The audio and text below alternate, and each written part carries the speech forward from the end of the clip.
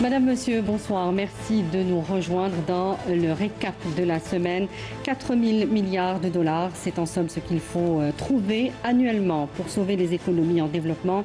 La plupart d'entre elles dépensent aujourd'hui plus pour rembourser leurs dettes que pour l'éducation ou la santé. L'engagement de Séville en Espagne vient donc de livrer ses recommandations à l'issue de la 4e conférence internationale des Nations Unies sur le financement du développement, un document politique non contraignant qui intervient donc dans un contexte de ralentissement économique mondial, de crise du multilatéralisme et une géopolitique mouvementée.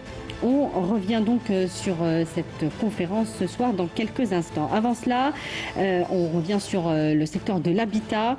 Distribution de 192 000 unités de logement à travers le territoire national.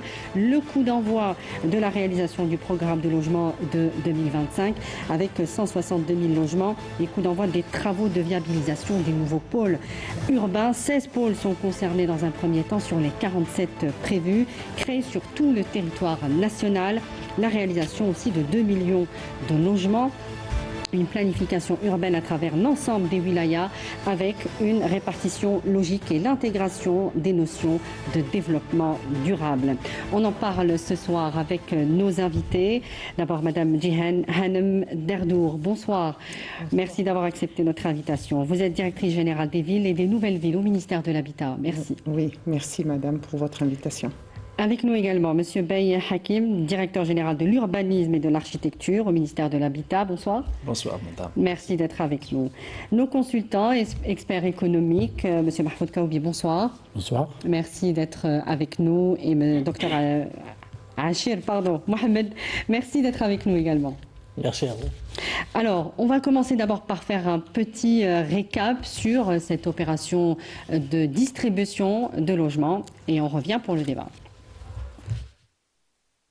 En Algérie. À quelques jours de la célébration du 63e anniversaire du recouvrement de l'indépendance, le pays franchit une nouvelle étape dans sa stratégie de modernisation urbaine. Et ce, avec le lancement officiel d'une vaste opération de distribution de logements de 192 318 unités, toutes formules confondues, dans l'ensemble des wilayas du pays.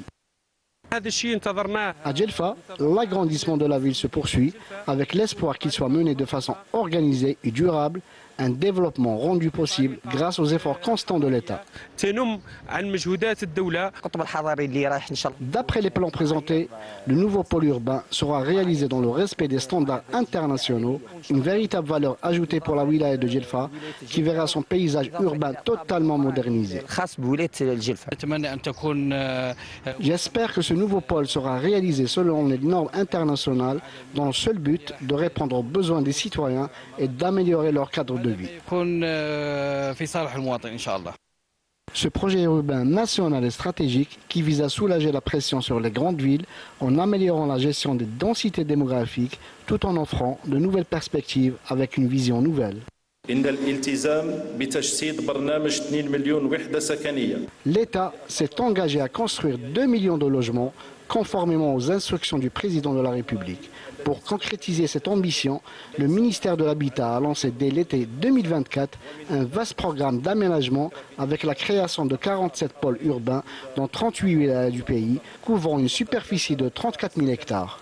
Aujourd'hui, en plus de bâtir des structures modernes, une nouvelle approche est adoptée, intégrant les dimensions sociales et culturelles algériennes. Depuis Djelfa, j'annonce le lancement officiel de 16 nouveaux pôles urbains dans plusieurs wilayas, dont Djelfa, Blida, Oran, Mascara, Relizane, Chlef, Tipaza, Djidjel, Tlemcen, Constantine, Skikda, Souqahras, Borj Bouarerej, Sétif, Boumerdès et Tissimsilt.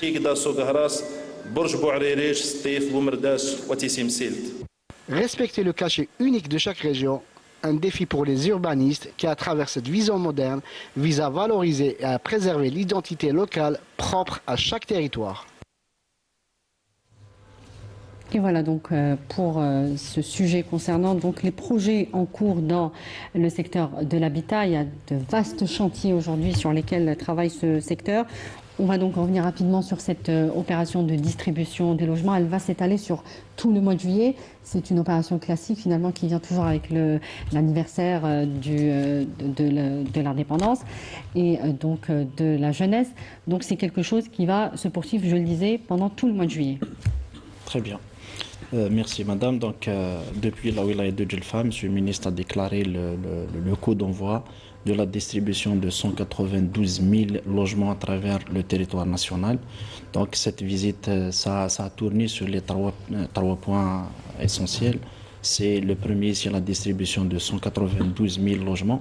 Le deuxième point, c'est le coup d'envoi des travaux d'aménagement des 16 pôles sur les 47 pôles créés. Donc, c'est une opération.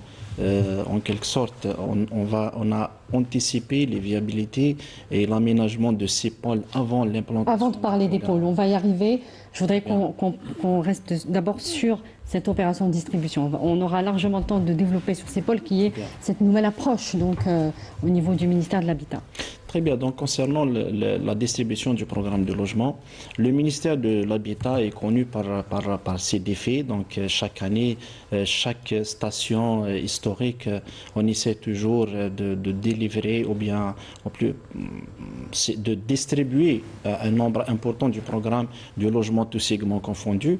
Si on va revenir un petit peu en arrière de la période de 2021-2024, on a distribué quand même 1,7 million du logement, tous segments confondus à travers le territoire national.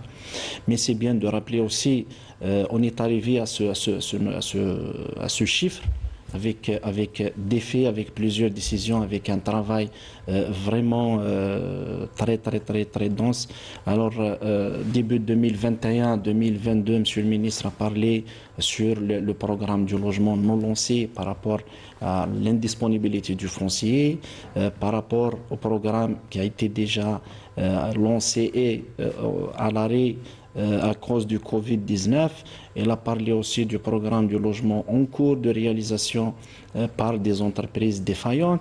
Donc tout ça, ça a été... Qui explique les retards dans l'exécution de ces programmes. Exactement. Donc l'année 2021 et l'année 2022 ont beaucoup impacté. Exactement. Donc on a assigné pratiquement l'ensemble du programme qui a été en souffrance. Donc c'est pour ça on est arrivé à la livraison du programme d'1,7 million. Toutes formules confondues. Toutes formules confondues. Donc cette opération de 192 000 logements, donc c'est une opération qui va durer tout le mois de juillet à travers l'ensemble des wilayas.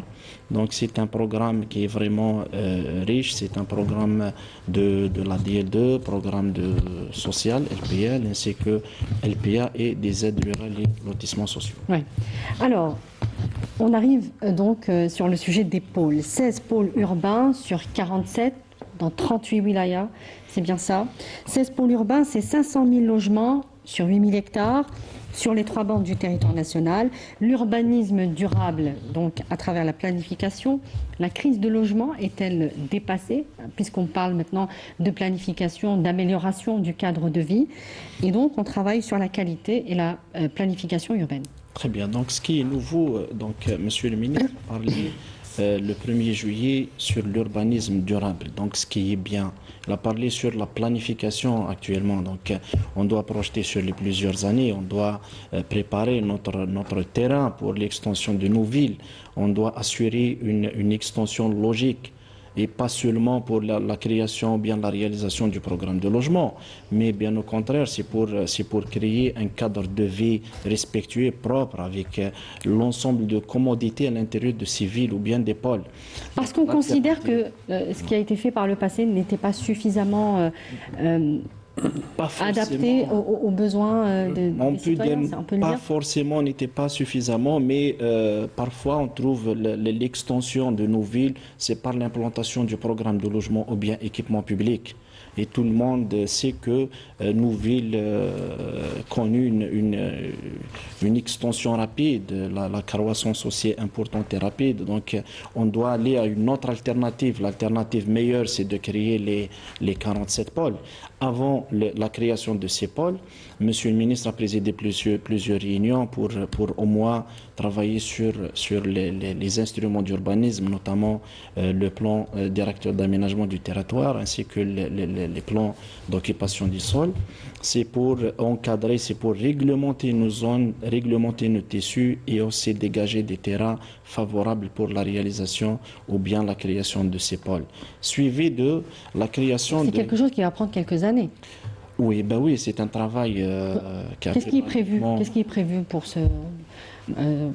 tous ces projets réunis? Donc, Qu'est-ce qui est prévu comme deadline, je veux dire? Eh ben oui, donc c'est pour l'objectif, c'est d'assurer une planification urbaine et travailler sur des villes nouvelles. Sur combien d'années? C'est peut-être échelonné sur des années. C'est un programme qu'on peut absorber sur des années. Mais pour la réalisation ou bien la viabilisation de ces pôles, c'est un programme peut-être qui va prendre de 3-4 années par rapport à la tranche de financement suivant les lois de finances. Mais aujourd'hui, il y a eu un lancement officiel de 16 pôles au terme d'aménagement, au terme d'ouverture des pistes, avec un montant qui est consacré ou bien engagé à travers les 16 wilayas de 9,4 milliards de dinars.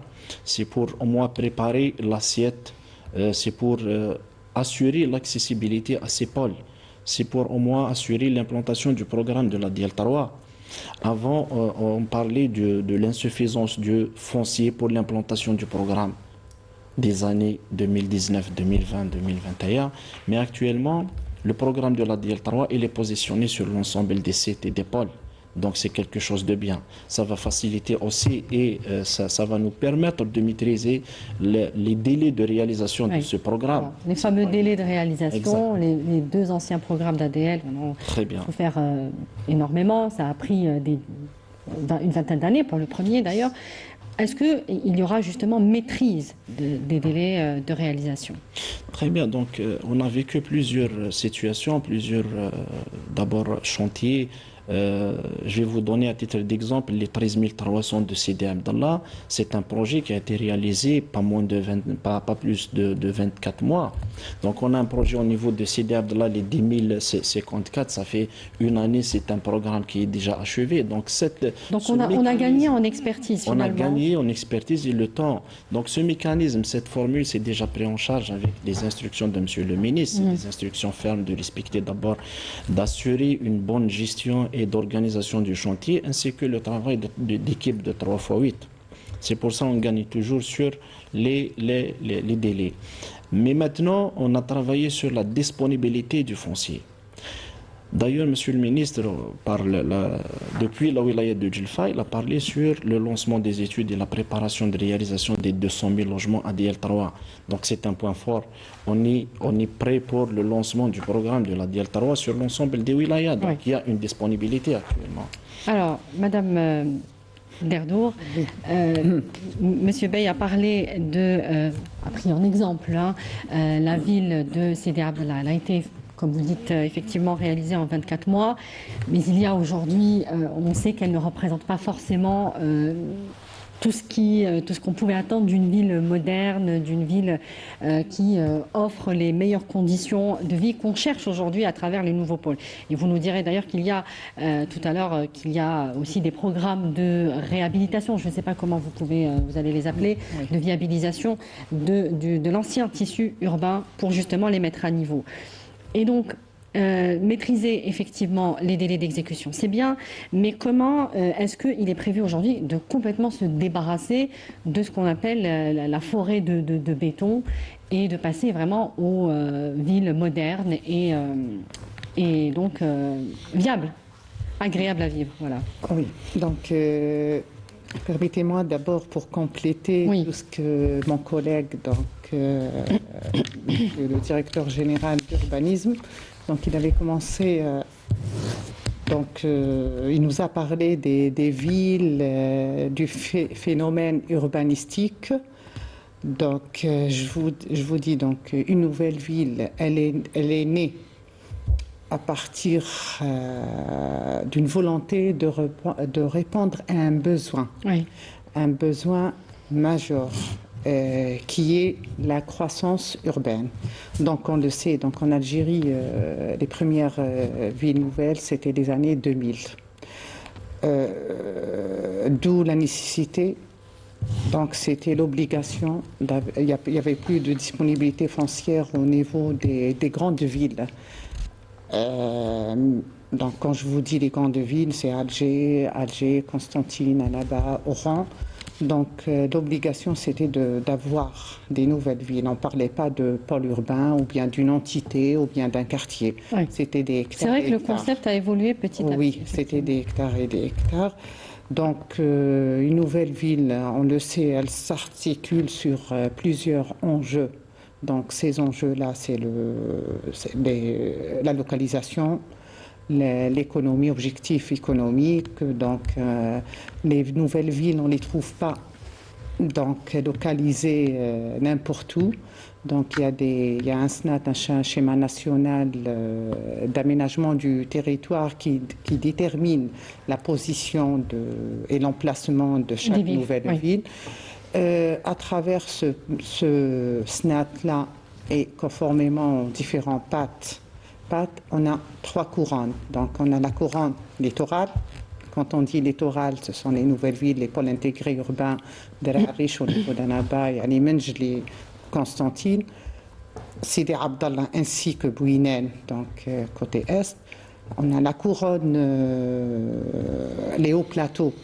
Là, on retrouve la nouvelle ville de Bouguezoul. Et la couronne, la troisième couronne, c'est la couronne sud. On a les 2 nouvelles villes, Hassim Saoud ainsi que le Mira. Donc, c'était en premier. Donc maintenant, pour revenir, madame, à votre question par rapport à Sidi Abdallah. Sidi Abdallah, en exemple, hein, j'ai pris oui, ça. Oui, c'est une ville qui a vu le jour. Donc, elle a vu le jour en 2000. Le premier décret, c'était en 2006. Et puis le commencement réel. Donc, les travaux ont commencé donc à partir de 2014. On parle de 7000 hectares. On ne parle pas d'un quartier ou bien une entité. Donc, lorsqu'elle a été programmée, elle a été programmée à moyen et long terme. Qui dit moyen terme, c'est 5 ans, long terme, 25 ans, 30 ans. Et là, aujourd'hui, dont je vous parle, Sidi Abdallah, on n'a pas que le logement. On a le logement, on a les équipements d'accompagnement, on a les pôles de santé, donc les hôpitaux. On a les parcs de loisirs, de détente pour les habitants ainsi que pour les autres wilayas limitrophes. La vocation, donc elle est technologique, verte. C'est vrai, on retrouve donc en visitant Sidi Abdallah en tant que touriste ou bien passager ou bien visiteur, on retrouve donc les espaces verts, les plantations, les parcs. C'est vrai, elle n'est pas achevée à ce jour. Il va y avoir encore d'autres projets. Mais le plus important, quand je vous dis le plus important, c'est le réseau, c'est la voirie, le transport. L'eau. Oui. Sachant qu'il y a un problème d'eau dans cette ville. Le secteur de l'habitat, actuellement, le secteur de l'habitat est en train de réaliser... Il a pris en charge cette problématique. Oui, des réservoirs. Il a pris en charge des châteaux d'eau. Actuellement, on a un château d'eau qui a été lancé au mois de mars pour un délai de 8 mois. Donc, la mi-mars, on a donné l'ODS, donc l'ODS de démarrage des travaux. Actuellement, je peux vous dire, nous sommes à 50% taux d'avancement des travaux pour le finaliser, pour l'achèvement prévu au mois de novembre. Donc, le secteur de l'habitat aussi a réalisé d'autres infrastructures tels que les équipements d'accompagnement. Quand je vous dis les équipements d'accompagnement, les lycées, les collèges, oui. les écoles primaires pour nos enfants, pour la sécurité aussi, on a des sûretés urbaines, des polycliniques, donc pas mal d'infrastructures. Donc on ne s'est pas arrêté que le logement. La vision logement, peut-être auparavant, donc c'était que le logement, mais maintenant, c'est l'ensemble. C'est une cité intégrée. On ne parle plus logement, madame. C'est une cité intégrée qui regroupe toutes les commodités de la vie quotidienne. Justement, Monsieur Kaoubi, quand on parle de pôle aujourd'hui, ce concept de pôle urbain, c'est un peu à l'image de ce qui se fait dans les grandes capitales. Comme le dit Madame Derdour, il ne s'agit plus de parler de logement, encore moins de cité. C'est même un peu péjoratif aujourd'hui de présenter les choses comme ça. Donc on est en train de miser sur un secteur, d'investir dans un secteur non plus de logement, mais de qualité de vie. Oui, tout à fait, mais entre des contraintes très court-termistes, du fait d'une demande très importante et d'un déficit aussi important, les logiques antérieures ont versé beaucoup plus dans la construction, dans la réalisation de logements où le volet habitation a pris le dessus sur les autres volets et où le manque de coordination surtout a rendu les choses un peu plus complexes. Madame a évoqué les questions de viabilisation qui n'émanent pas, ils ne sont pas des attributions nécessairement du secteur de l'habitat, le transport, l'éducation. Et là, le discours du ministre du secteur qui parle de réhabilitation de la planification est un élément très important. Parce que si on veut réhabiliter la planification, c'est qu'on a des visions à moyen et au long terme, et l'objectif est de réaliser des nouvelles villes. Des nouvelles villes, ce n'est pas nécessairement le collectif. Parce que ce qu'on a vu jusqu'à présent, c'est des cités ou des habitations à usage collectif. Donc le semi-collectif, l'individuel, n'est pas très présent dans ce qui a été... Parce que ces programmes répondaient à une urgence, à une crise de logement. Justement. Donc c'est dans le passé. Très court-termistes ont un petit peu créé une myopie par rapport à une régulation. Parce que l'habitat, la construction, c'est des constructions qu'on fait sur 50, 100 ans, etc. Et où l'aspect sociologique, culturel est déterminant et ça façonne une manière de penser, ça produit une nouvelle société. Oui. La mixité sociale est très très importante. Oui. Les expériences que d'autres pays ont vécues dans ce qu'on appelle les cités ghettos ou les HLM, qui ont été abandonnées d'ailleurs, par rapport à un manque de mixité sociale qui reproduit oui. des contradictions sur le plan du comportement individuel et collectif qui est néfaste à moyen et long terme pour la cohésion de la société. Exact. Et donc, c'est dans ce sens que la planification, la régulation, l'utilisation des instruments d'urbanisme, les POS. Est-ce qu'on dispose? Pourquoi la réactualisation, la mise en œuvre des POS jusqu'à présent pose problème, alors que les instructions ont été données dans ce sens? Réguler, c'est fixer des règles et les faire respecter. Et c'est dans ce sens que le souhait, donc, à moyen et long terme, puisque les pouvoirs publics sont conscients, et puisque c'est des pôles, 47 pôles, c'est très important. Oui. Donc, constituer des réserves foncières, penser à la viabilisation, parce que les problèmes de viabilisation ont réduit énormément de la qualité de vie à un certain temps et ont un peu été à l'origine de ces questions de réévaluation. Vous avez parlé d'allongement de délais. Les délais, c'est le manque de maturité des études de lancement, les problèmes de viabilisation, et puisqu'économiquement on est dans un environnement qui change, où les coûts évolue, donc on est dans des logiques qui font retarder les projets. Donc, alors, je pense non, mais par rapport au coût, par rapport à la question du coût, normalement, M. Bey, c'est quelque chose qui est plus ou moins maîtrisé. Aujourd'hui, beaucoup de matériaux sont produits localement. Le coût est aussi déterminé dans un cadre social de l'État, on le sait.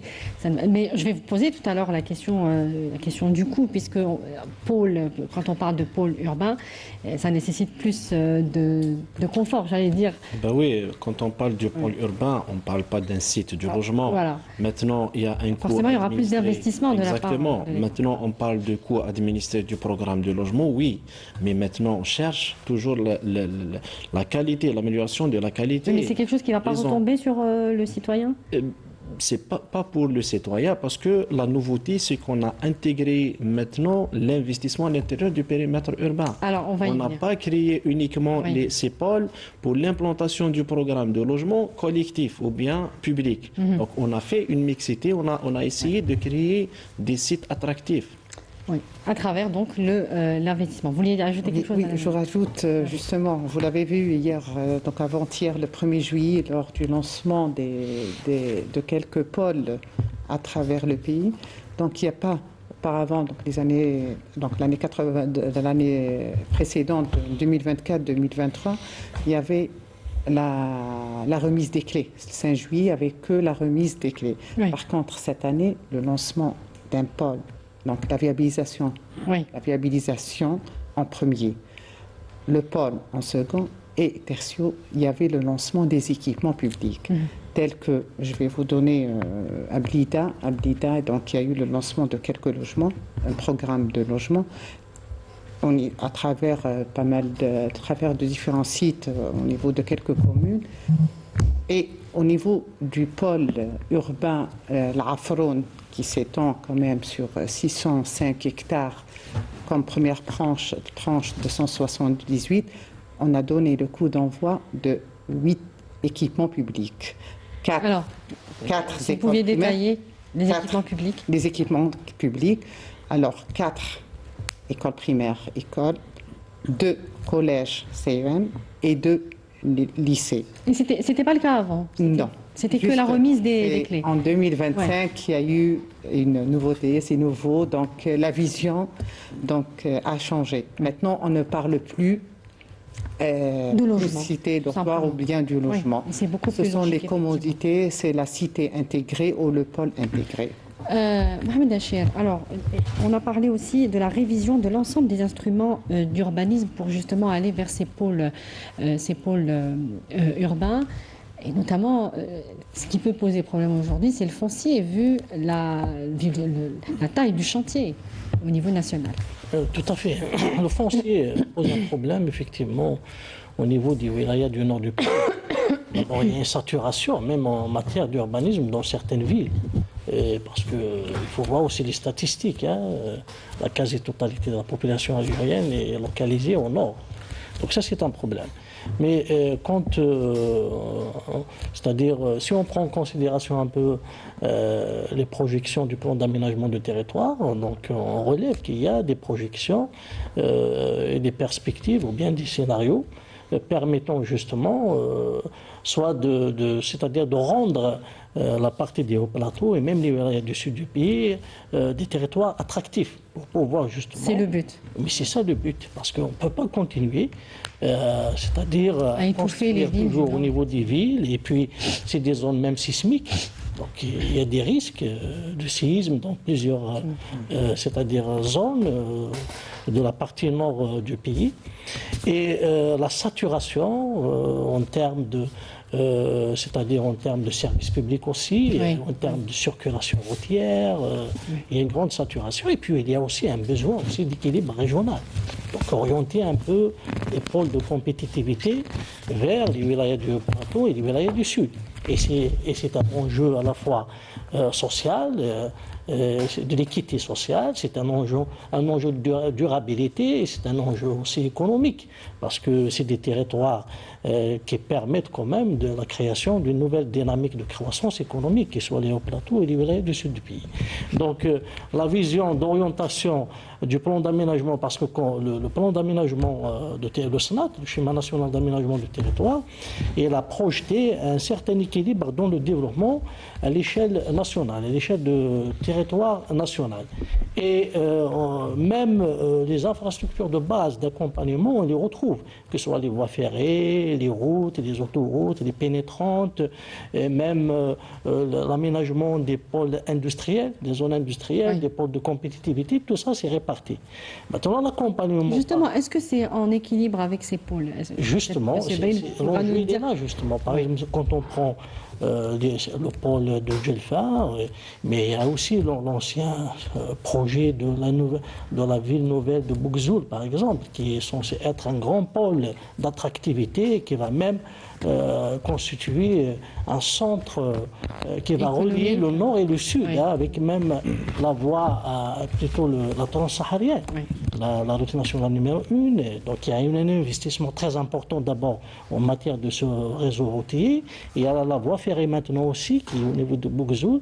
Donc l'emplacement est stratégique. C'est pas très loin d'Alger aussi. C'est à 1 heure par autoroute. Et puis c'est une porte du sud du pays. Donc le développement par exemple de ce port-là, mais dans la vision non seulement de logement ou d'habitat, mais une vision économique, c'est-à-dire un pôle de compétitivité économique. Pensez même à localiser un certain nombre d'industries pour avoir une spécialisation territoriale en matière industrielle de ce pôle. Et puis, bien sûr, des dimensions importantes en matière d'infrastructure, par exemple l'aéroport international, une grande plateforme logistique, des grandes centrales d'achat. Tout ça, donc ça va rendre quand même ces territoires attirants et qui va retenir, voilà, donc pour ne pas c'est-à-dire pour ne pas toujours, même l'entreprise elle souhaite certainement avoir un terrain au nord du pays qu'au sud. Pourquoi? Parce que si on n'y a pas de pôle de compétitivité, parce que quand on parle d'un pôle de compétitivité économique et même un pôle de compétitivité en matière d'habitation, donc il y a aussi ces infrastructures de compagnie. Donc on va relier ces pôles de compétitivité économique avec les nouveaux pôles urbains. C'est un peu l'objectif de cette stratégie. Oui, donc c'est un très bon point. D'ailleurs, la répartition, ça a été faite conformément aux orientations du SNAT pour le développement des zones ou bien des wilayas des hauts plateaux ainsi que le sud. Donc on peut citer d'autres programmes qui encouragent les gens de travailler, de rester au niveau du sud. On a un programme par exemple de lotissements sociaux. Lotissements sociaux, c'est un programme très riche. Donc l'État prend en charge et les aides et le terrain et la viabilisation de ces lotissements. Aujourd'hui, on est à 282 000 lots créés à travers les wilayas du sud et les hauts plateaux dans le programme de lotissements sociaux. Ainsi que l'habitat rural groupé, on est à 262 000 lots créés. Donc c'est un programme très important avec des aides de l'État, avec l'intervention de l'État au terme d'amener électricité, amener hors site, ainsi que la viabilisation, avec une superficie de ces lots qui dépasse les 200 mètres carrés. Donc c'est des encouragements pour encourager, pour fixer les gens et pour faire au moins créer un cadre de vie agréable. Alors, vous aviez parlé de l'investissement ou la réintroduction, ou l'introduction tout simplement de l'investissement privé à l'intérieur de ces espaces urbains. Qu'est-ce que vous entendez par là? Vous parlez d'hôtels, Très bien. Donc, peut-être je vais continuer par rapport à la répartition de ces pôles, les 47 pôles. Donc, il y a la majorité des wilayas au niveau des hauts plateaux aussi. C'est pour justement assurer l'équilibre. Il y a aussi des pôles créés au niveau des suds. Par exemple, la wilaya de Ouergla, la wilaya de Adrar. On a créé un très bon pôle au niveau de Regen, par exemple, pour au moins rendre cette wilaya attractive. Donc, au niveau de Sitif, au niveau de Bojbariri, c'est des hauts plateaux pour encourager, juste en parallèle avec l'autoroute Est-Ouest. Par rapport à l'investissement, donc on ne va pas rester uniquement de réaliser le programme de logement étatique. Aujourd'hui, on a essayé d'assurer une planification réfléchie et on peut dire amie de l'environnement. Donc l'investissement, ça consiste beaucoup plus, c'est des hôtels, c'est des centres commerciaux, c'est des parkings à étages, c'est de la promotion immobilière, de logements collectifs et logements individuels. C'est pour encourager le privé de travailler à l'intérieur, d'investir à l'intérieur de ces pôles. C'est des cliniques privées, donc c'est des unités, c'est des parcs urbains. Donc on essaie toujours de créer un pôle complet, au moins pour assurer l'activité de la population au-delà de 50% à l'intérieur de ce pôle. Et aussi, c'est bien de signaler aussi la création de ces pôles, c'est pas uniquement par le secteur de l'habitat. Donc c'est après une concertation avec, d'ailleurs c'est ça la bonne gouvernance, c'est multisectoriel. Exactement, donc il faut faire concerter l'ensemble des secteurs, surtout au niveau local, ainsi que les associations, l'avis des élus. Donc tout ça, ça a été déjà fait au niveau local et ensuite ça a été validé par le ministère de l'Habitat. Donc Monsieur le ministre insiste sur cette planification, cette création de cadres de vie de citoyens, au moins d'assurer des activités à l'intérieur de ces pôles qui dépassent les 50% pour éviter le déplacement complet de la population vers la ville mère ou bien la wilaya mère.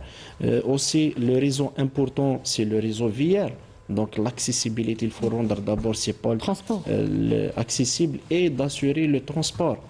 Parfois, on trouve des boulevards, on a vu sur l'écran, on trouve des boulevards qui dépassent les 80 mètres de large.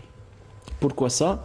C'est pour assurer une bonne circulation d'abord, pour accompagner ces boulevards, pour accompagner les voies avec des bandes vertes.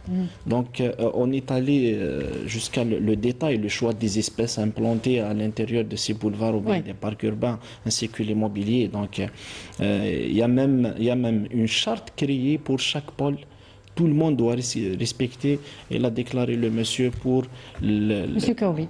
Monsieur Kaoubi. Donc, on doit fixer, on doit rendre un instrument opposable. Tout le monde doit respecter cette charte. Maintenant, on travaille, on propose parfois un pavé de 3 dimensions à travers quelques pôles. Donc, il y a des conditions de la façade urbaine. Parfois, on propose même, on impose même la couleur de la façade urbaine. Il faut l'imposer.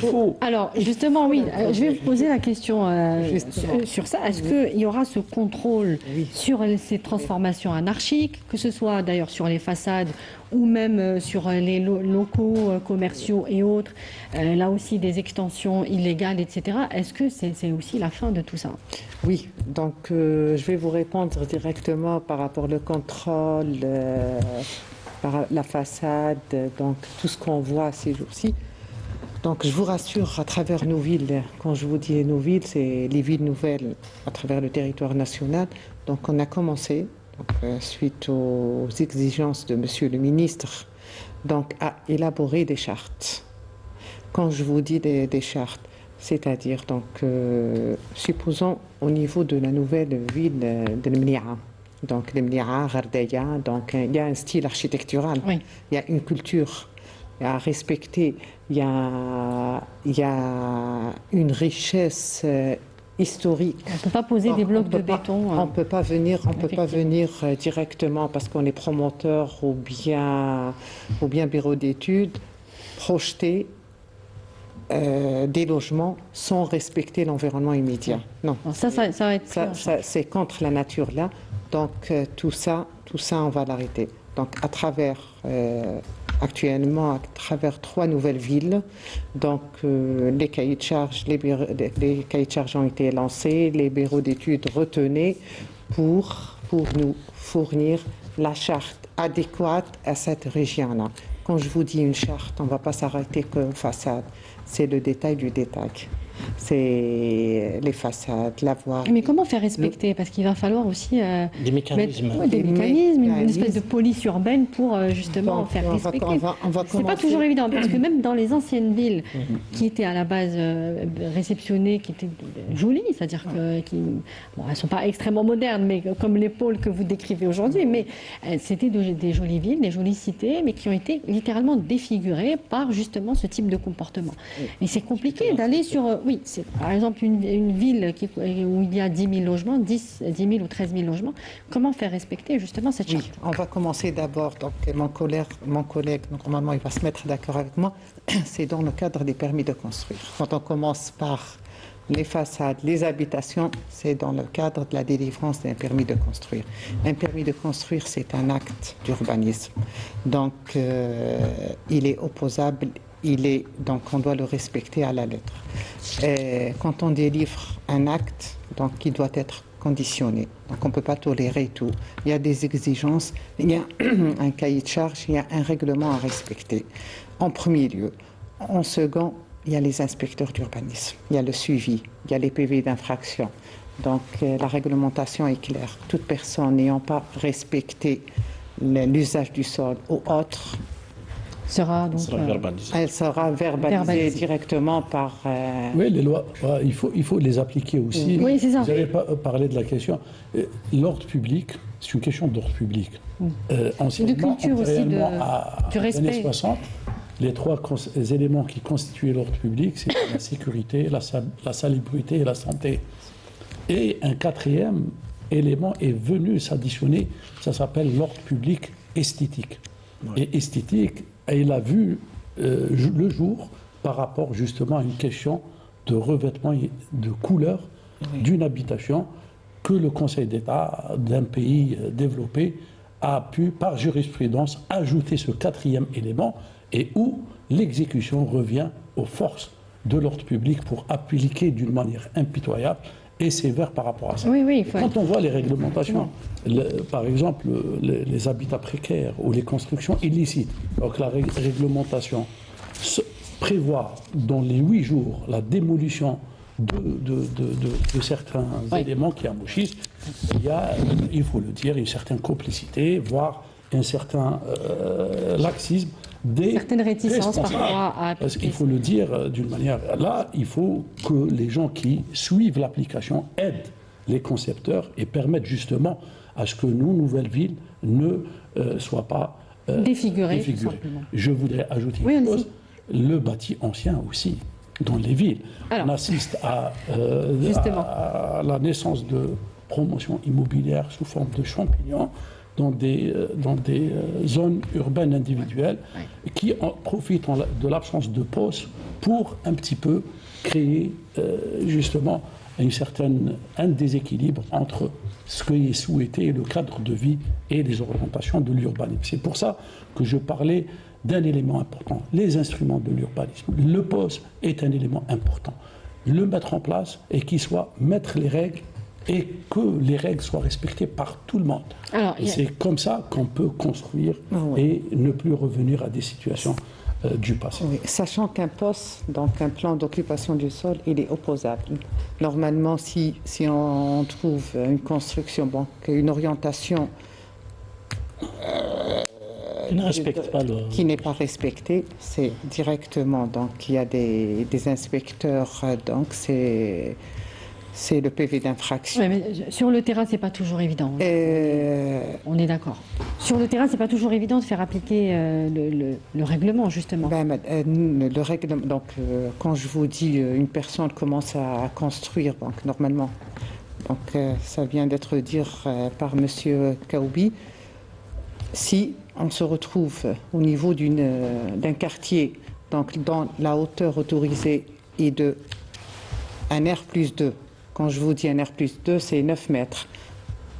On ne va pas s'amuser à construire un R+4 ou un R+5 ou à délivrer un autre permis de construire qui n'est pas conforme à la réglementation.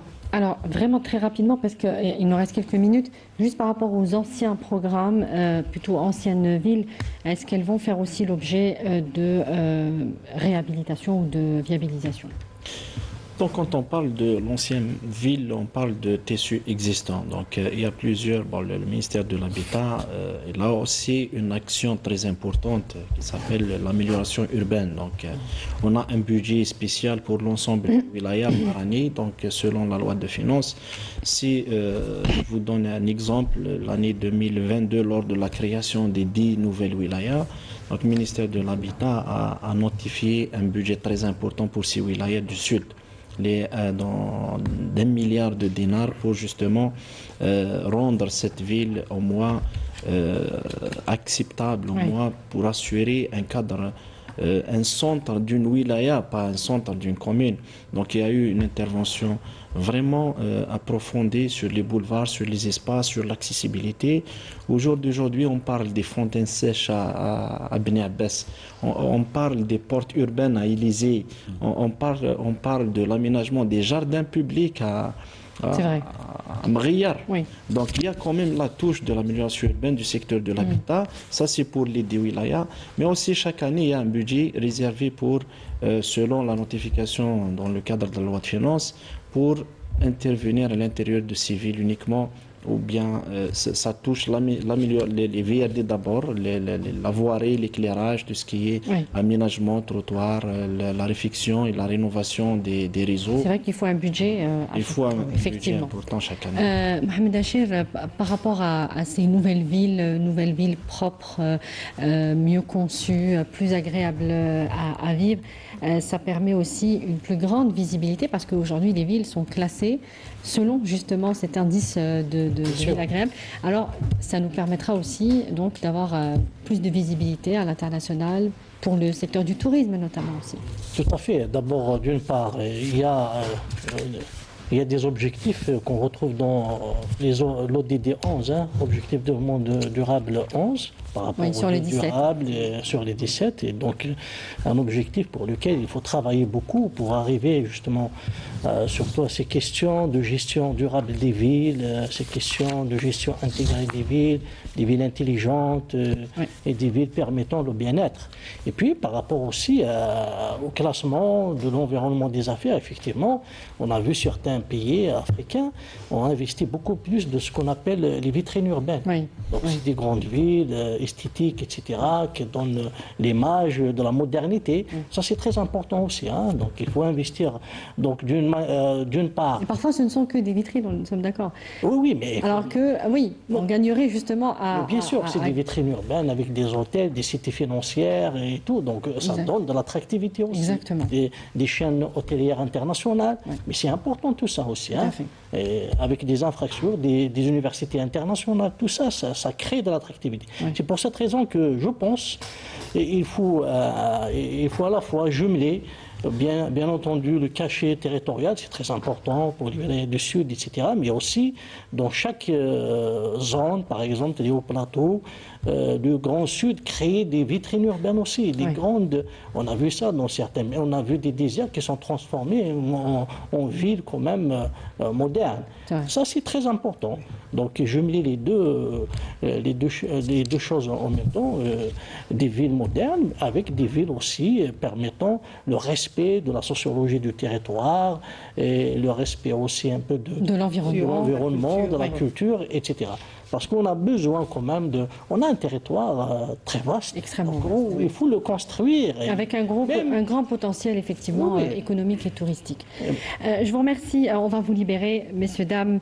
Madame Djihan Hanem Derdour, je rappelle que vous êtes directrice générale des villes et nouvelles villes au ministère de l'Habitat, et monsieur Bey Hakim, directeur général de l'urbanisme et de l'architecture, également au ministère de l'Habitat. Merci beaucoup d'avoir participé à cette émission.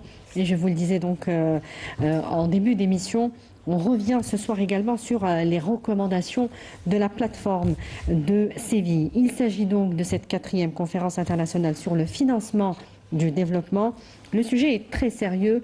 L'Occident et à leur tête les États-Unis ont fait des coupes sans précédent cette fois donc dans l'aide internationale aux pays en développement et sous-développés. Donc il s'agit désormais de mobiliser près ou plus même de 4 000 milliards de dollars par an pour rattraper le retard de réalisation de 2/3 des objectifs de développement durable. C'est toute une décennie de promesses non tenues. On voit tout ça dans ce sujet. On revient pour le débat. Parmi les 4000 participants réunis à Séville, plusieurs délégations venues du continent africain. Pour ce Rwandais, le rôle de l'Algérie est central dans le développement de la coopération Sud-Sud. Algeria is one of the countries that has been actually strongly.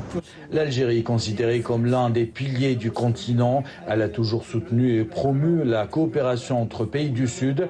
Le Rwanda suit cette voie. Nous devrions miser davantage sur les ressources et compétences internes. Un constat partagé par un représentant de la société civile sénégalaise pour qui l'avenir du continent repose sur une coopération bilatérale renforcée entre pays africains. Le Sénégal et l'Algérie, ce sont des pays qui doivent travailler ensemble. C'est des pays dans le cadre du développement. Donc l'Union africaine aujourd'hui de 54 États a besoin d'une solidarité, a besoin d'un renforcement de coopération entre les pays pour qu'il y ait beaucoup plus de voix au niveau du monde, parce qu'aujourd'hui l'Union africaine peut peser ici, à Séville. On a vu tous les chefs d'État du gouvernement, chacun essaye de défendre le programme de son pays. Le plus grand voyage commence par un pas, comme on le dit, bien cet accord de Séville serait un premier pas vers un financement international plus équitable. Les délégations des pays que nous avons rencontrés sont en tout cas très optimistes. Et voilà donc pour cette couverture à Séville réalisée par Kamel Swig. On est rejoint par nos autres consultants, Zine Charfaoui et Sami Kaidi, les journalistes de cette émission. Bonsoir. Bonsoir. Merci d'être avec nous. Bonsoir. On va commencer avec vous, Zine Charfaoui. L'enjeu à Séville n'était donc pas uniquement lié au développement. Il a aussi été question de fiscalité nationale et internationale, de dette, de commerce international, du système financier international, de la gouvernance économique mondiale. Est-ce que la plateforme de Séville peut prétendre corriger tous ces déséquilibres entre le Nord et le Sud ou être au moins un début de solution? On l'espère parce que les disparités entre les pays développés et les pays sous-développés se sont creusées ces dernières années. Elles se sont davantage creusées depuis la pandémie à nos jours, 2019. Les pays du Sud, qui étaient déjà très vulnérables, ont vu cette vulnérabilité s'aggraver. Et donc, la situation est tellement dramatique qu'on ne sait pas si on va réaliser les objectifs du développement durable en 2030. 30 comme c'était prévu. En 2030, donc vous savez tous que l'agenda 2030 a été adopté en 2015. Oui.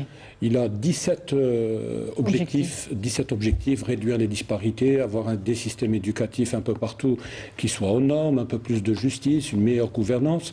Et donc, pourquoi on craint de ne pas réaliser les objectifs de développement durable en 2030? Tout simplement parce que le financement, le développement manque de financement.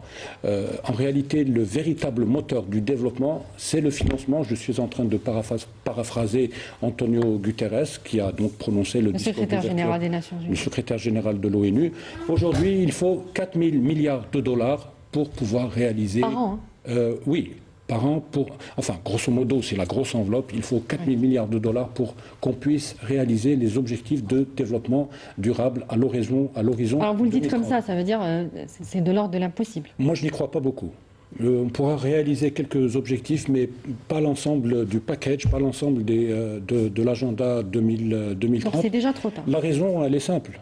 Donc peu de financement et le problème c'est que les financements nous les aurons pas parce qu'il y a des pays qui ont supprimé l'aide au développement. Alors on pense donc là, évidemment aux USA. On pense il par n'était exemple pas présent aux USA qui est à Séville. Contrairement à ce que l'on pense, avant l'arrivée du nouveau président américain à la Maison Blanche qui est Donald Trump, les États-Unis, on le dit pas souvent, avaient déjà un grand donateur international, c'est à peu près 64 milliards de dollars par an. Donc, oui, mais il y a aussi l'Europe qui a effectué des coupes importantes, mais ça n'a pas été dit suffisamment. En tout cas, c'est l'aide américaine qui a fait donc le gros des titres à l'international, mais les Européens aussi ont retiré, pas tous, mais ont retiré peu à peu des aides importantes, notamment aux pays africains. Sami Kaidi, qu'est-ce que vous pensez justement? Alors, l'absence remarquée donc des USA, on l'a dit, à cette conférence, montre bien qu'il sera difficile de trouver donc un consensus international sur, comme le dit Zine Charfaoui, c'est difficile d'y croire, quoi. Oui, malheureusement, je partage cet avis. Il sera extrêmement difficile d'atteindre les objectifs du développement durable. Et pourtant, tout le monde y était. Alors, oui, mais effectivement, ce qui ressort quand même de tout cela, c'est qu'il y a un retour des égoïsmes, un retour aussi d'une certaine fermeture de certaines puissances qui finalement se recroquevillent sur elles-mêmes et tout cela, c'est un peu dommageable pour finalement le bien-être aussi en Afrique. Car c'est plus que le bien-être, il y a des millions de vies c'est le qui sont en jeu. Au profit de millions de personnes.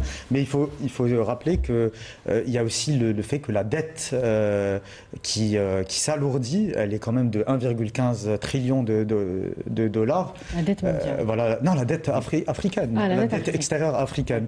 Et ça démontre aussi que finalement cette dette est un frein pour atteindre ces objectifs de développement et qu'il n'y a pas beaucoup de pays aussi qui continuent à jouer le jeu. Mais fort heureusement, l'Algérie est quand même au niveau régional un acteur.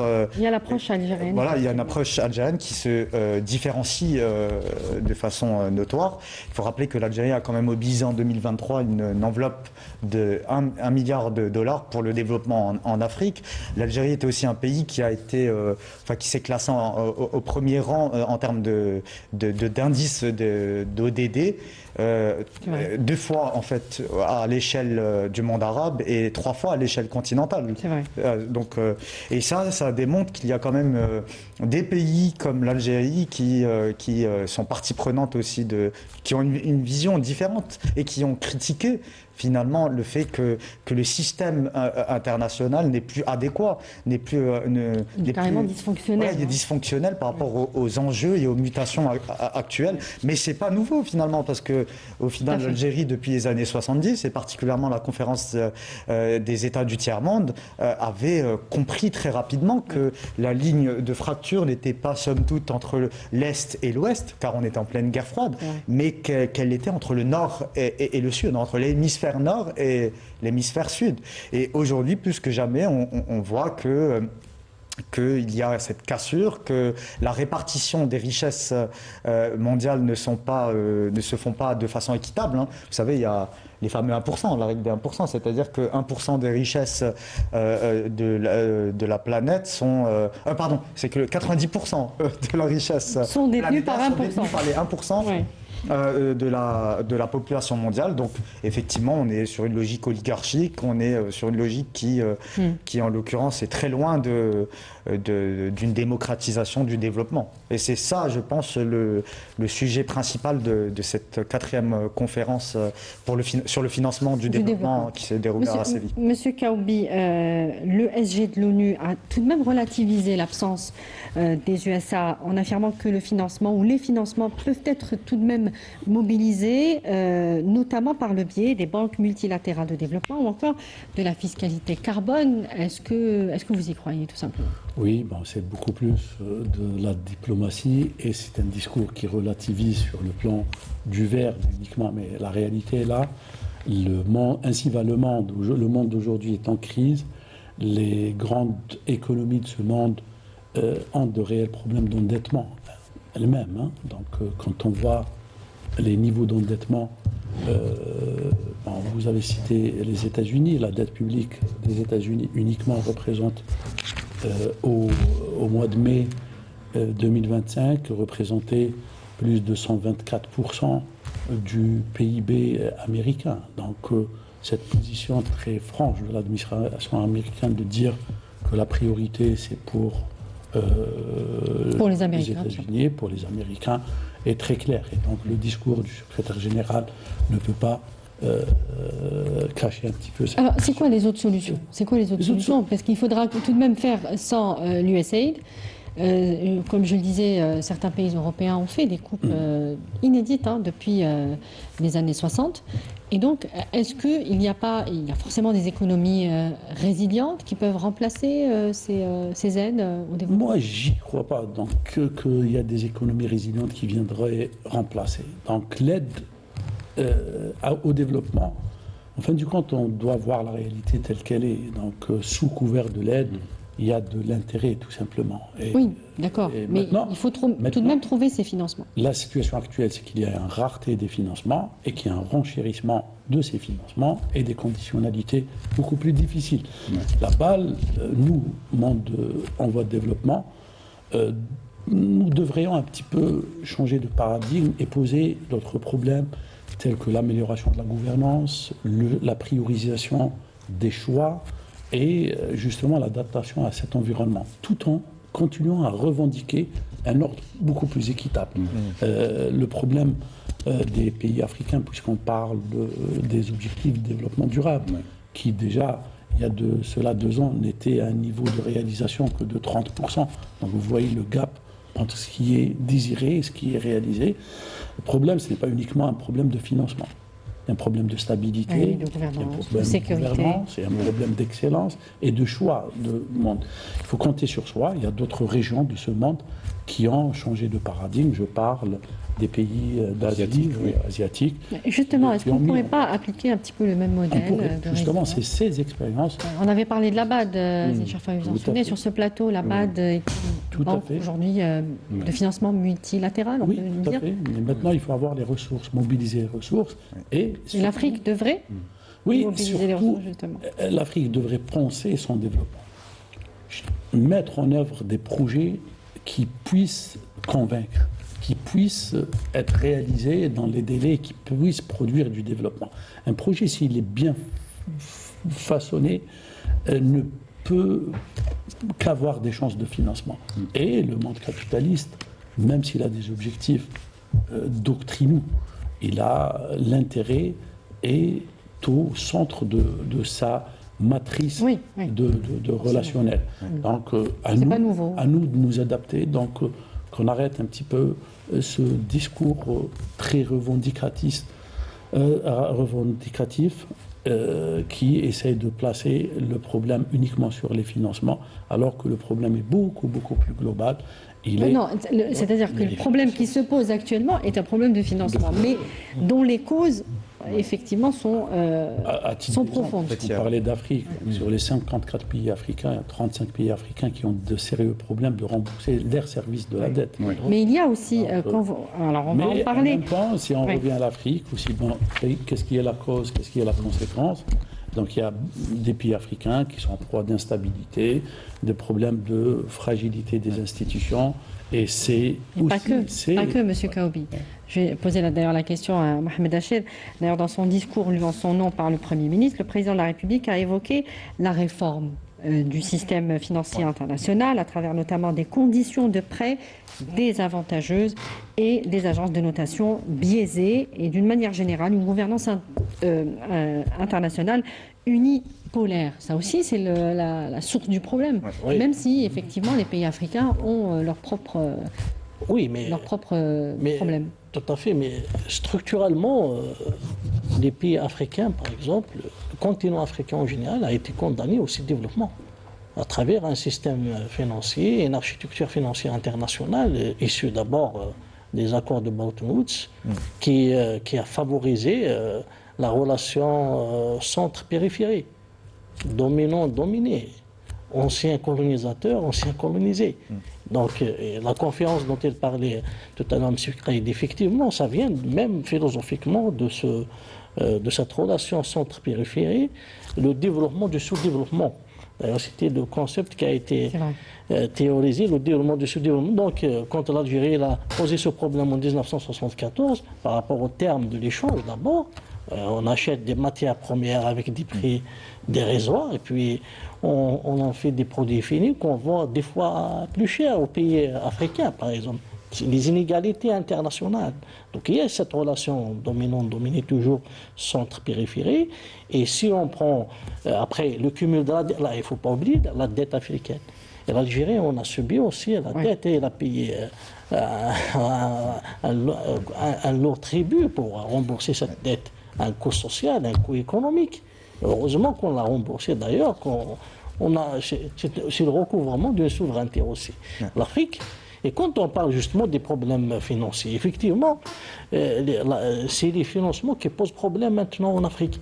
Si on prend par exemple les problèmes climatiques, les Africains actuellement sont en train de subir les effets néfastes du changement climatique. Qui doivent en assumer?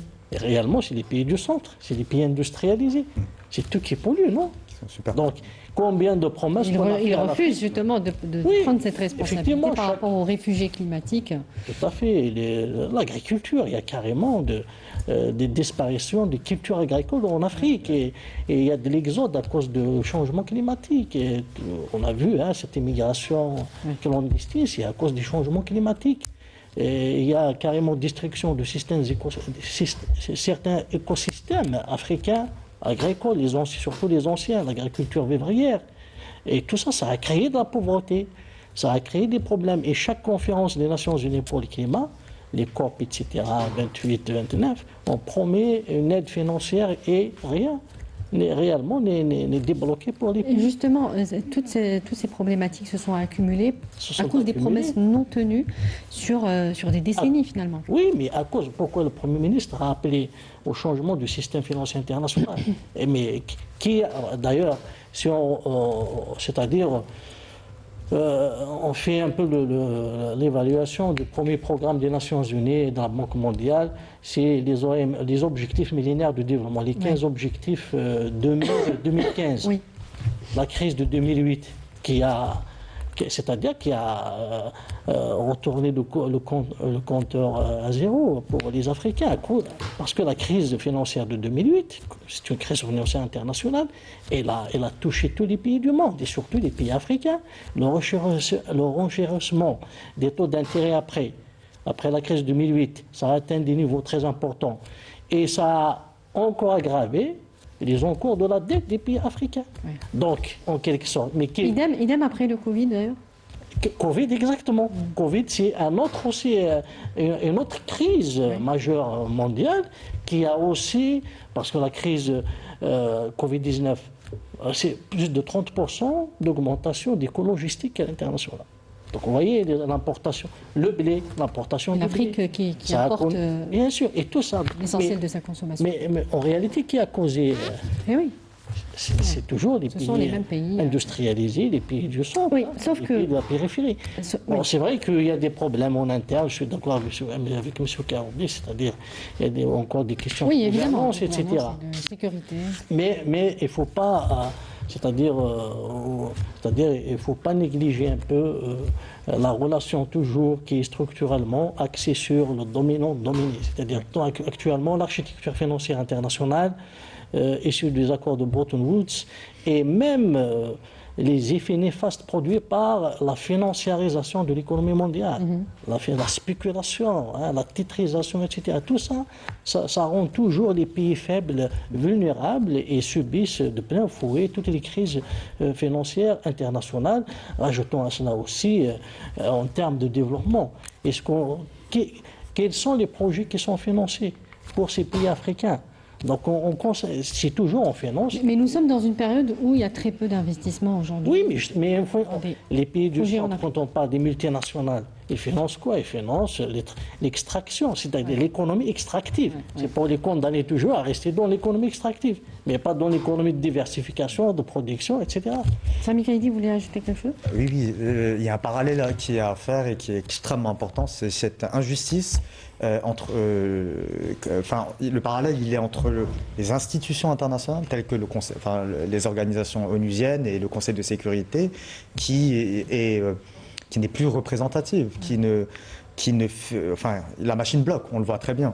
Et les institutions financières internationales sont dans ce même parallèle, c'est-à-dire qu'elles ne sont plus représentatives. Et d'ailleurs, dans son discours lu en son nom, le président de la République a appelé à des réformes structurelles pour permettre aux pays en voie de développement de participer à la gouvernance de ces institutions nées des accords de Bretton Woods, donc post-Seconde Guerre mondiale. Et le système de notation aussi, il est extrêmement injuste parce qu'il se base dans une logique assez illogique et assez injuste aussi, car il privilégie toujours les pays du Nord. Oui. Voilà, on est dans le parti pris clair, net et précis.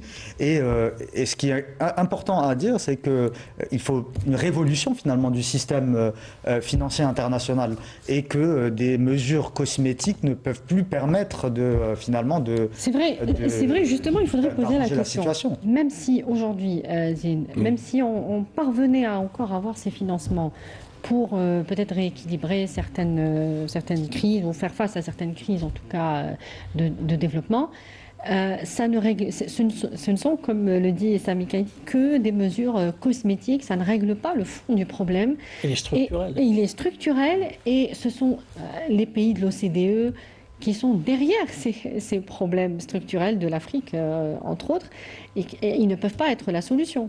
Nous sommes bien d'accord. Oui, ils ne peuvent pas être la solution du moment que lorsque vous recevez un, vous êtes obligé de donner 5. C'est la logique. Et justement, pour que le 1 puisse produire son effet, il faut... vous avez parlé tout à l'heure de la dette. Elle a un effet foudroyant sur les pays pauvres. Les pays pauvres, il n'y en a pas qu'en Afrique. Il y en a un peu partout dans le monde. Les pauvres, on les compte même maintenant dans les pays développés. Donc, oui. Voilà. La fameuse logique du quart-monde. Absolument. Donc aujourd'hui, je pense qu'il y a une problématique sur laquelle on doit sérieusement pencher, c'est la problématique de la dette africaine. Pourquoi je parle de l'Afrique? Parce que sur les 96 ou les 46 pays PMA, les pays les moins avancés, le gros se compte en Afrique. Et parmi les pays les plus endettés aussi, il se compte également en Afrique. Aujourd'hui, la dette extérieure africaine, c'est 1100 milliards de dollars.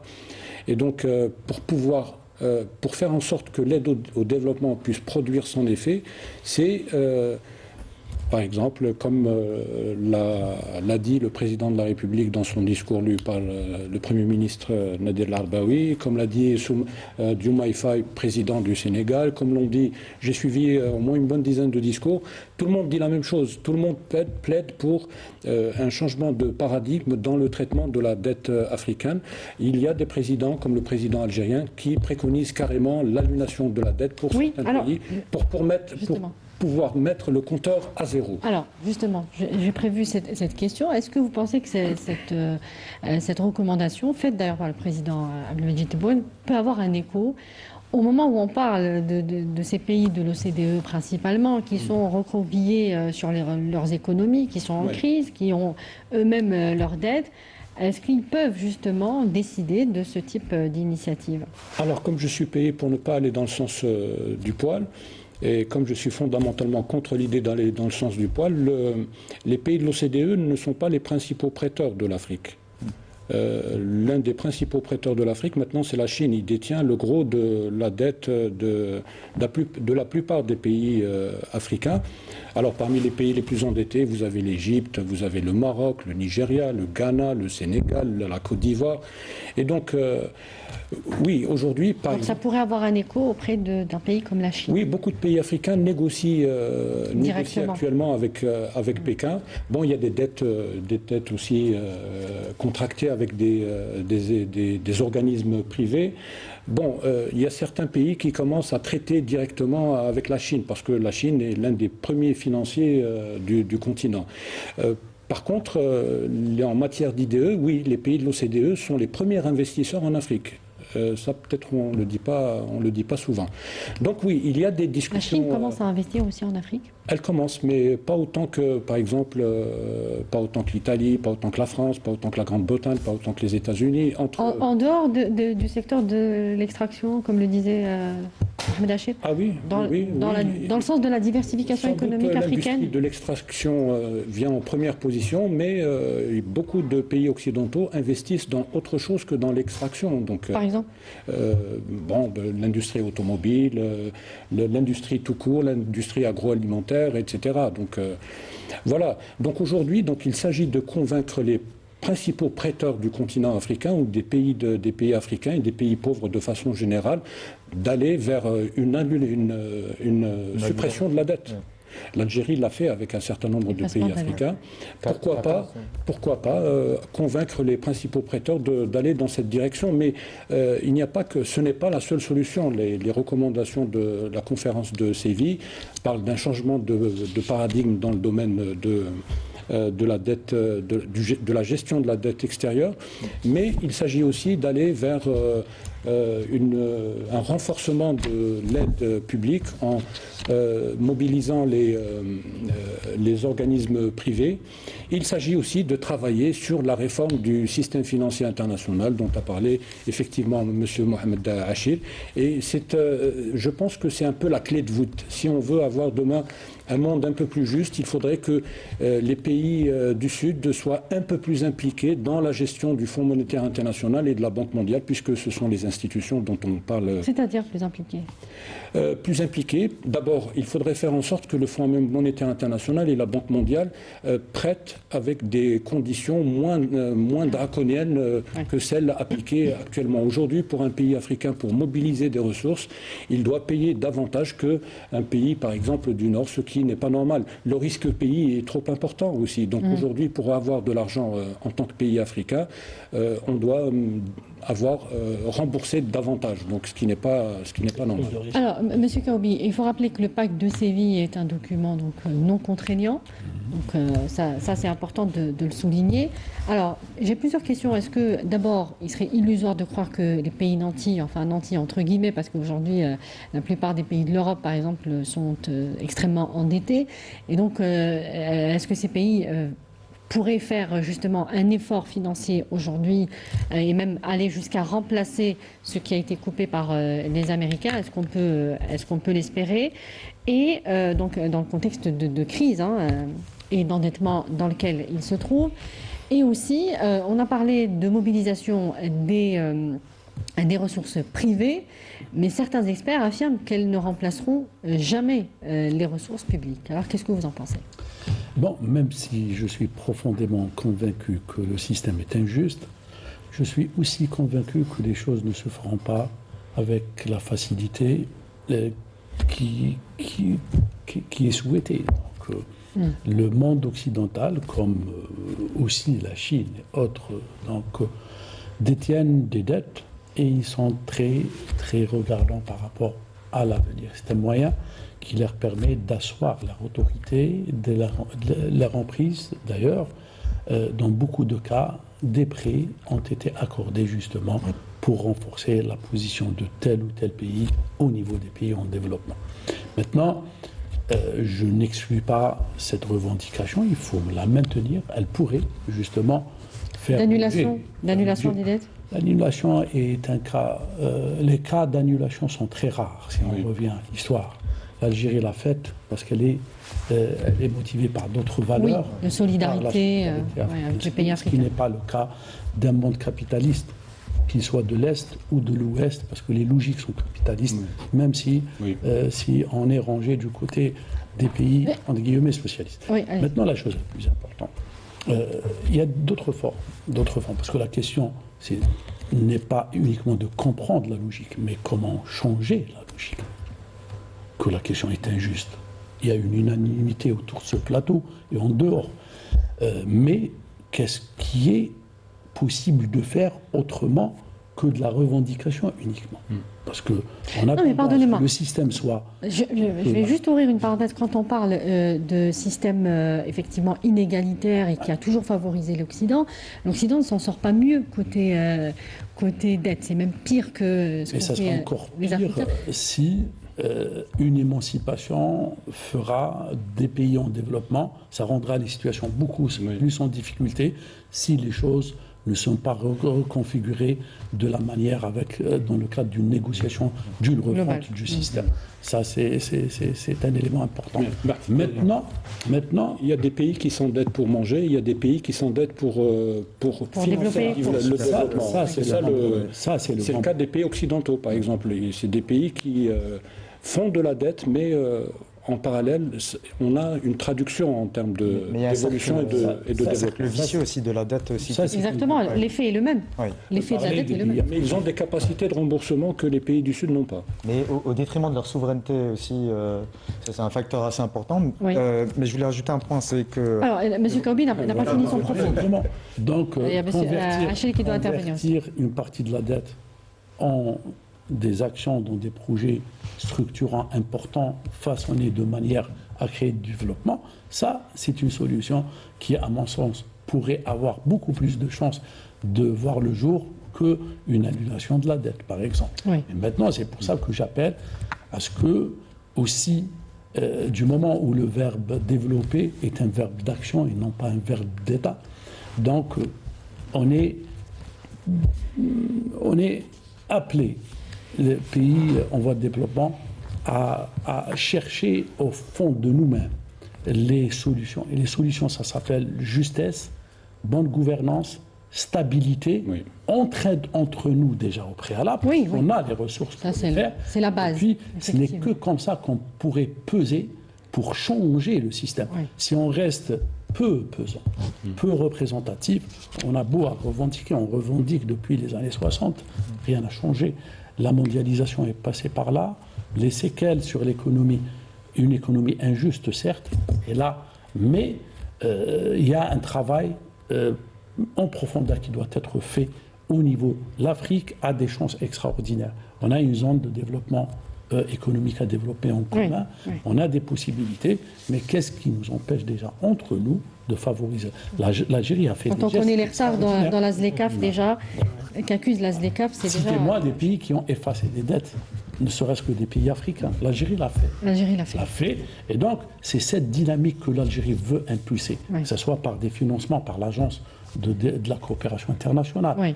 Et ce n'est que si on joint l'acte à la parole, nous, des pays africains, qu'on pourrait constituer un noyau qui pourrait donner lieu à une expérience positive et qui va nous permettre déjà sur le plan de la symbolique, de peser et d'avoir une légitimité par l'action auprès des pays développés.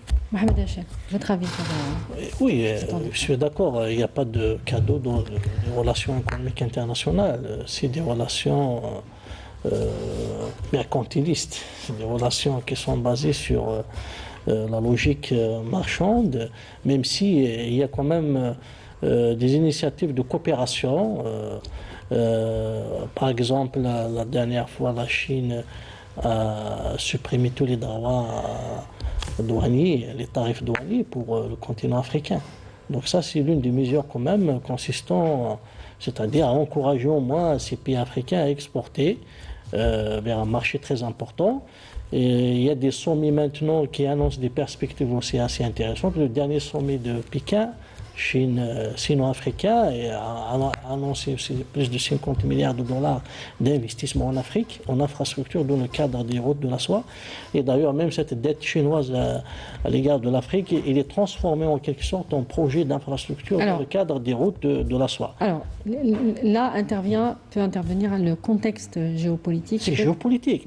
Non, mais il y a ce contexte mouvementé qui peut peut-être perturber aussi ces projets. Oui, il y a une concurrence entre la Chine et les États-Unis. Les États-Unis, Biden a annoncé en 2022, septembre 2022, 600 milliards de dollars d'investissement en Afrique, mais on ne voit pas, c'est-à-dire... Oui, pour l'instant.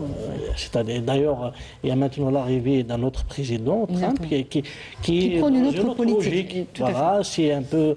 c'est-à-dire, il remet en cause carrément le libre-échange, la coopération internationale, l'aide au développement qu'elle a supprimé carrément, même les agences des Nations Unies, elle leur a coupé les transferts financiers, etc. Donc, c'est une autre logique. Mais l'enjeu actuellement pour l'Afrique, surtout, c'est de développer davantage son intégration commerciale et son intégration financière.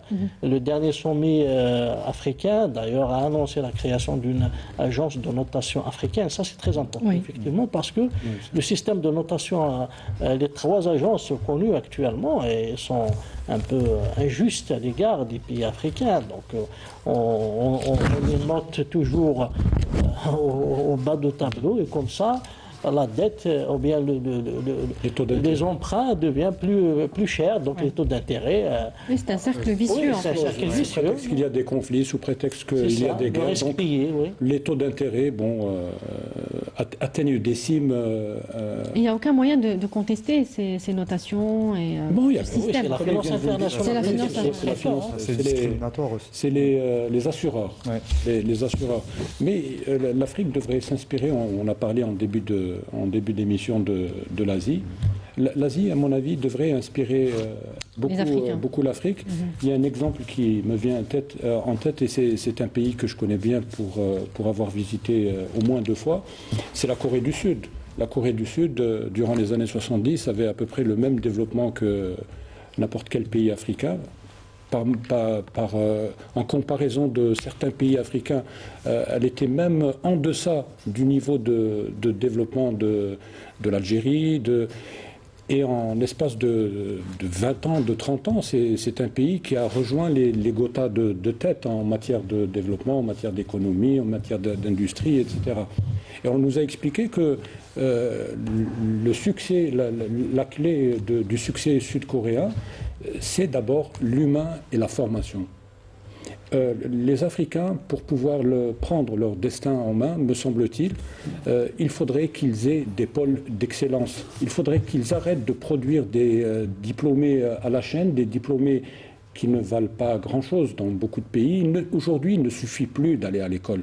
Il faudrait avoir des diplômés de très haut niveau. Oui. Des compétences de très haut niveau. C'est ce que l'Algérie a fait d'ailleurs avec ces écoles. Il faut des pôles d'excellence en matière de management, en matière scientifique, enfin dans tous les domaines, pour pouvoir justement pouvoir être concurrentiel au niveau global. Parce qu'aujourd'hui, la compétition se situe au niveau global. Aujourd'hui, tout se joue au niveau de l'innovation. Donc, à mon avis, c'est extrêmement important. Tout commencer déjà par là. Par la formation. Sami Kaidi, un dernier mot, puisqu'on arrive à la fin de l'émission. Pour moi, la solution à cette injustice en termes de financement et sur la scène internationale réside dans la multipolarité. Je pense que c'est incontestable. Oui. Et il faut C'est d'ailleurs le recul de la multipolarité qui. Exactement. Et l'émergence d'une certaine forme d'unipolarité agressive qui ne veut pas laisser finalement la place aux autres puissances pour émerger, pour proposer aussi une voie alternative. Et je pense qu'un des principaux problèmes également réside dans le recul du multilatéralisme. Très bien. Merci messieurs, merci donc d'avoir participé ce soir à ce débat. On est entre consultants et animatrices donc. Alors je remercie monsieur Mahfoud Kaoubi et Mohamed Achir ainsi que Zine Charfaoui et Sami Kaidi. Merci messieurs, merci à vous de nous avoir suivis. Je vous souhaite une excellente suite des programmes et je vous dis à bientôt. Au revoir.